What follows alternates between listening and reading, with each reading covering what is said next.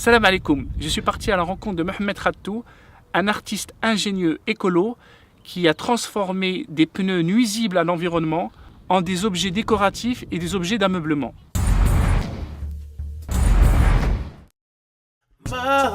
Mother, there's too many of you crying.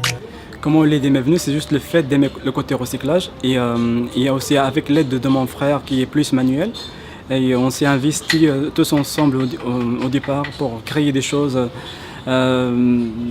basiques comme des tables, comme des miroirs et après les choses sont évoluées petit à petit et que nous avons fait plusieurs sortes d'objets d'extérieur et d'intérieur et ça plaît beaucoup et ça nous a permis encore de faire encore des recherches sans limite qu'on va mettre dans une salle de bain pour des clients dans un hôtel et c'est des couches, ça a été extrait des couches d'intérieur de camions. C'est la première couche et après avoir enlevé les saletés et les déchets qui collent sur le pneu, on a poliché. On a mis un produit qui donne la côté brillance, comme vous constatez ici. Et ensuite, il les a percés tout autour. Après, on va faire la couture sur la bordure qui va donner un procédé comme ça. C'est soit des couleurs choisies par les clients, soit des couleurs qu'on essaie de créer. Et après, on va mettre une petite finition sur la touche finale tout autour pour avoir un produit fini. Brother, there's far too many of you dying. You know we've got to find a way to bring some love in. 3 ans et demi, je fais ça. Tu aimes bien ce métier? J'adore, je me ressource chaque fois quand je viens ici, je vois de nouveaux objets, de nouvelles créations que je pourrais faire avec ces pneus. Donc il y a la première couche, la deuxième et la troisième, tout assez pareil, il y a extraire et ça ressemble à quelque chose comme ça à la fin. C'est pour faire des corbeilles comme vous avez vu tout à l'heure et aussi pour faire les fauteuils, les canapés, les transats, tout avec ça, ces couches intérieures. Voilà. Et après il y a aussi la forme, c'est la tringle qui encercle la jante. C'est avec ça aussi que je fais la structure générale des fauteuils. Quand je vois ça, je m'affole moi.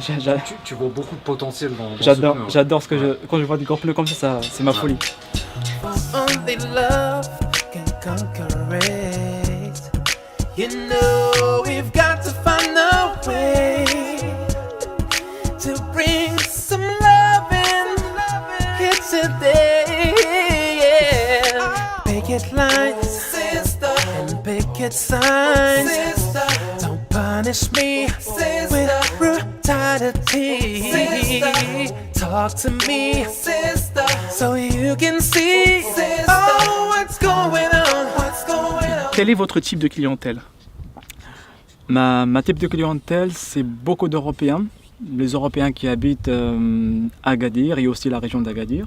Parfait. C'est avec eux que je métamorphose le pneu, je fais des créations, des choses à leur goût, il y a personnalisées à leur choix.